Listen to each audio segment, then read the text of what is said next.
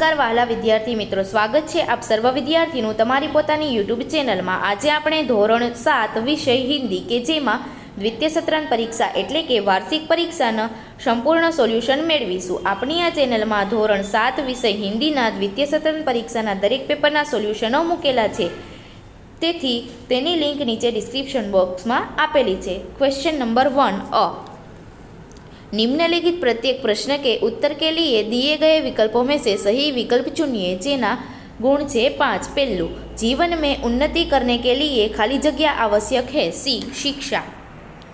बीजू, समारोह के मुख्य अतिथि कौन थे? डी, महादेव गोविंद रानडे। तीजू, शिवाजी के कमरे में किसका चित्र था? सी, भगवान का।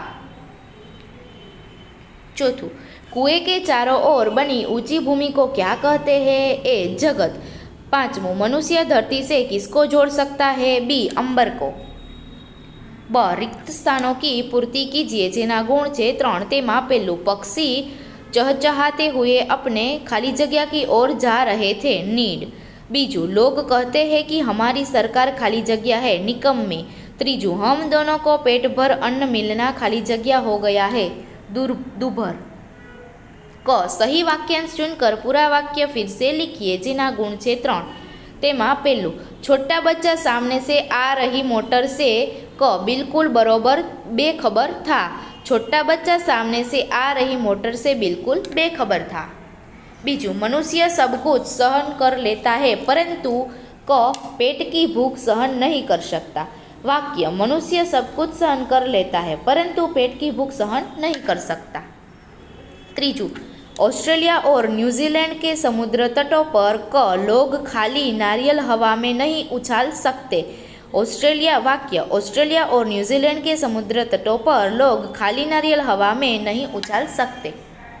ड, निम्नलिखित प्रश्नों के उत्तर एक एक वाक्यों में लिखिए। जेना गुण छे 5। तेमा पहलू, मालव जी को धन का लालच किसने दिया था?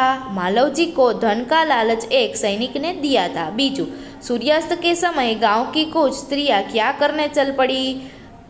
उत्तर, सूर्यास्त के समय गांव की कुछ स्त्रियां पानी लेने के लिए घड़े लेकर कुएं की ओर चल पड़ी। तीजू, लड़के ने रोने का क्या कारण बताया? लड़के ने रोने का कारण बताते हुए कहा, उसके पास एक चवन थी जो कहीं गिर गई, अगर वह नहीं मिली तो माँ उसे बहुत पिटेगी। चौथू, सुशील के पिताजी माचिस की सारी तिलियाँ क्यों गिनते हैं? उत्तर, कहीं तिली कम तो नहीं, यह जानने के लिए सुशील के पिताजी माचिस की सारी तिलियाँ गिनते हैं। पाँचवां, अपनी एयरलाइन के बारे में भारतीयों की क्या राय है? अपनी एयरलाइन के बारे में भारतीयों की राय है कि वह दुनिया की सबसे खराब एयरलाइन है। प्रश्न नंबर 2 अ, निम्नलिखित प्रश्नों के उत्तर लिखिए। जेना गुण छे 12। तेमा पहलू, चौथी स्त्री ने अपने बेटे का परिचय कैसे दिया? चौथी स्त्री ने कहा कि मेरा बेटा तो एक साधारण लड़का है, वह न तो गंधर्व सा गायक है, न भीम सा बलवान और न बृहस्पति सा बुद्धिमान, मैं उसकी प्रशंसा कैसे करूं? इस प्रकार चौथी स्त्री ने एक सीधे साधे लड़के के रूप में अपने बेटे का परिचय दिया। बीजू, डॉक्टर कलाम ने इस ईमेल से हमें क्या सीख दी है? उत्तर, डॉक्टर कलाम कहते हैं कि हम सरकार चुनने के लिए मतदान करके निश्चित न हो जाए। हम ऐसा न सोचें कि अब हमारी सारी जिम्मेदारियां चुनी हुई सरकार उठाएगी, हमारे सारे काम सरकार करेगी, हमें रद्दी कागज भी कूड़ेदान में डालने की तकलीफ नहीं उठानी है। सामाजिक समस्याओं के बारे में भी हम अपना स्वार्थ ही देखते हैं। बाहर से दहेज का विरोध कर चुपके से दहेज के ले लेना बहुत ही गलत बात है। इस प्रकार इस ईमेल से डॉक्टर कलाम ने हमें एक सच्चे नागरिक के रूप में अपनी जिम्मेदारियां निभाने की सीख दी है। तीजू, आप किसको प्रामाणिक इंसान कहते हैं? उत्तर, जो व्यक्ति अपनी मेहनत की कमाई के सिवाय और किसी धन का उपयोग नहीं करता उसे मैं प्रामाणिक इंसान कहता हूँ। प्रामाणिक दुकानदार वस्तु का सही दाम लेता है। प्रामाणिक अधिकारी कभी किसी के रिश्वत नहीं लेता। प्रामाणिक टैक्सी वाला मीटर में दिखाए दाम से अधिक किराया नहीं लेता। ऐसे लोगों को मैं प्रामाणिक इंसान कहता हूँ। ब निम्नलिखित प्रश्नों के उत्तर एक एक वाक्य में लिखिए जेना गुण छे 4। तेमा पहलू, बेटी अपने पाँवों पर कैसे खड़ी होगी? उत्तर, बेटी पढ़ लिख कर अपनी मेहनत से अपने पाँवों पर खड़ी होगी। बीजू, कवि ने मनुष्य को क्या पहचानने के लिए कहा है? उत्तर, कवि ने मनुष्य को अपनी शक्ति पहचानने के लिए कहा है। त्रीजू, मनुष्य किसके समान धीर है? उत्तर, मनुष्य धरती के समान धीर है। चौथू, बेटी धरती पर किसकी तरह चमकना चाहती है? उत्तर, बेटी धरती पर चांद की तरह चमकना चाहती है। प्रश्न नंबर 3 अ, सही वाक्यांश चुनकर पूरा वाक्य फिर से लिखिए जेना गुण छे 2। तेमा पहलू, गगन पे चमके चंदा ब, मैं धरती पर चमकूंगी। जेमा वाक्य, गगन पे चमके चंदा मैं धरती पर चमकूंगी। बीजू, मनुष्य जितना चाहे उतना ऊंचे जा सकता है क्योंकि। तेमा अ वाक्य, मनुष्य जितना चाहे उतना ऊंचे जा सकता है क्योंकि उसकी उड़ान नभ से भी ऊंची है। ब निम्नलिखित प्रश्नों के सविस्तार उत्तर लिखिए जेना गुण छे 6। तेमा पहलू, मनुष्य यदि हिम्मत से काम ले तो क्या हो सकता है? मनुष्य यदि हिम्मत से काम ले तो धरती पर पापों को बढ़ने से रोका जा सकता है। दुनिया में बढ़ने वाली पशुता कम हो सकती है। इस प्रकार मनुष्य यदि हिम्मत करे तो दुनिया को बदल जा सकता है। बीजू, आप जीवन में क्या करना चाहते हैं? मैं जीवन में समाज और देश की सेवा करना चाहता हूँ। मैं लोगों को बुरे व्यसनों से छुटकारा दिलाऊंगा। जाति पाति का भेद मिटाकर सबको समता का पाठ पढ़ाऊंगा। देश में बढ़ रही बेईमानी और भ्रष्टाचार मिटाऊंगा। मैं एक आदर्श समाज का निर्माण करना चाहता हूँ। मैं अपने देश की जनता को सुखी बनाना चाहता हूँ।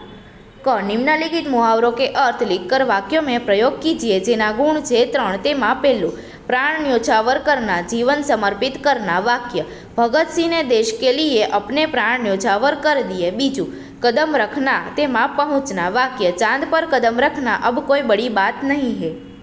ड निम्नलिखित शब्दों के विरुद्धार्थी शब्द लिखिए जेना गुण छे 2। तेमा पहलू, अमृत तो विष। बीजू, पाप तो पुण्य। त्रीजू, जीवन तो मृत्यु। चौथू, ऊंचा नीचा। ई निम्नलिखित वाक्य में विराम चिन्ह लगाइए। तेमा पहलू, पेड़ परोपकारी होते हैं। पेड़ परोपकारी होते हैं। આવી જ રીતે બીજા બધા વાક્યો પણ આપેલા છે।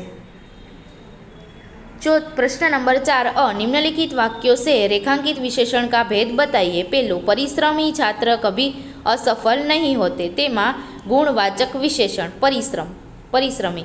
बीजू, अब्दुल 20 किलो आटा लाया। तेमा 20 किलो परिमाणवाचक विशेषण। ब नीचे दिए गए शब्दों को उचित क्रम से रखकर अर्थपूर्ण वाक्य बनाइए जेना गुण छे 2। तेमा पहलू, क्या तुम्हारे फिर मन में बात थी? तो तेमा उत्तर, फिर तुम्हारे मन में क्या बात थी?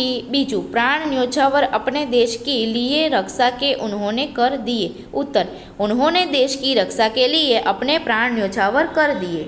क निम्नलिखित रूपरेख के आधार पर कहानी लिखिए और उसे उचित शीर्षक दीजिए जेना गुण छे 6। कहानी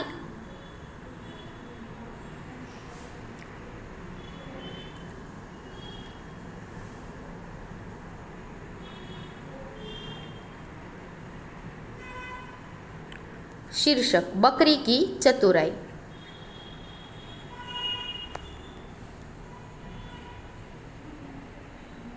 ड अपने विद्यालय में मनाए गए प्रजासत्ताक दिन के बारे में जानकारी देता हुआ पत्र अपने मित्र को लिखिए जेना गुण छे 6। 23 विजयनगर सोसाइटी राजकोट। प्रिय मित्र सुभाष, जय हिंद। पिछले सप्ताह में प्रजासत्ताक दिन के कार्यक्रमों की तैयारी में व्यस्त रहा, इसलिए तुम्हारे पत्र का उत्तर देने में देरी हो गई है।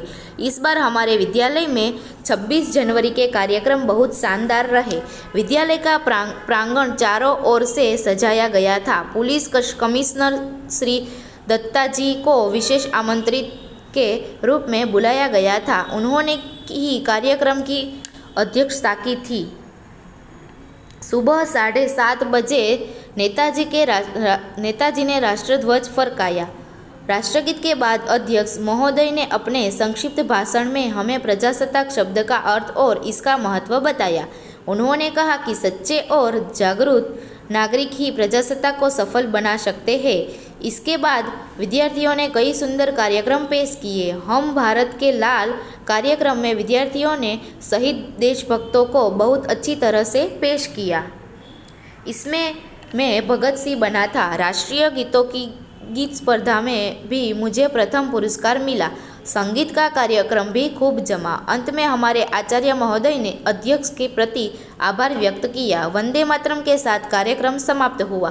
तुम्हारा मित्र जवाहर। प्रश्न नंबर 5 अ।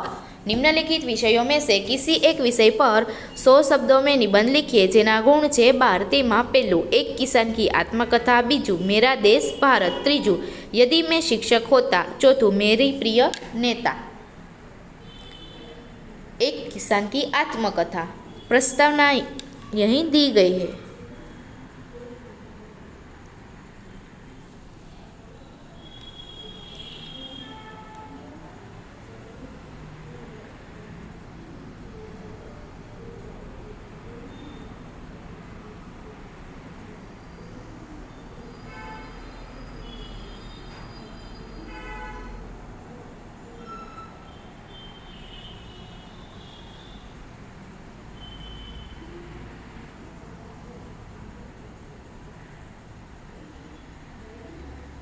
उपसंहार।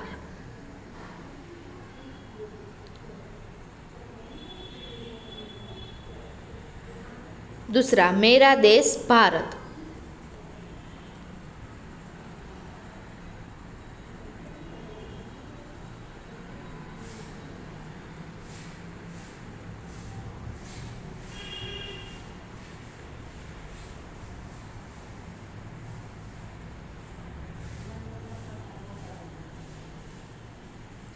तीसरा यदि मैं शिक्षक होता,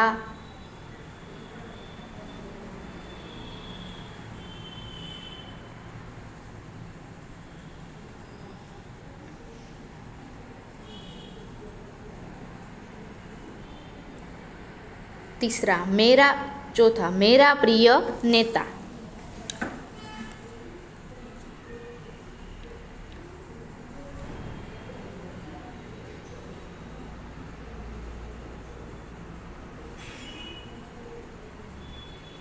ब निम्नलिखित परिच्छेद का सारांश लिखिए जेना गुण छे 4। परिच्छेद यहाँ दिया गया है।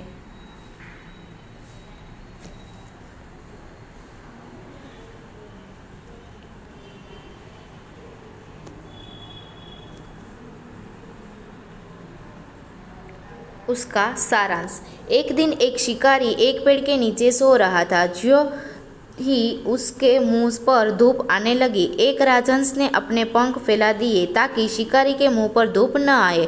यह देखकर राजहंस से ईर्ष्या करने वाले कौवा शिकारी के सिर में चोंच मारकर उड़ गया। शिकारी उठा और गुस्से में आकर बाण चला रहा था कि इसके पहले ही राजहंस उड़ गया। राजहंस को मरवाने के कौवे की युक्ति धरी ही धरी रह गई। तो विद्यार्थी मित्रों, તમે આ સોલ્યુશન જોયું, સાંભળ્યું અને સમજ્યા તે બદલ આપનો ખૂબ ખૂબ આભાર। તેમજ આ વિડીયોની લિંક તમે તમારા મિત્રો અને દોસ્તોને જરૂરથી શેર કરજો। બેસ્ટ ઓફ લક બાળ મિત્રો।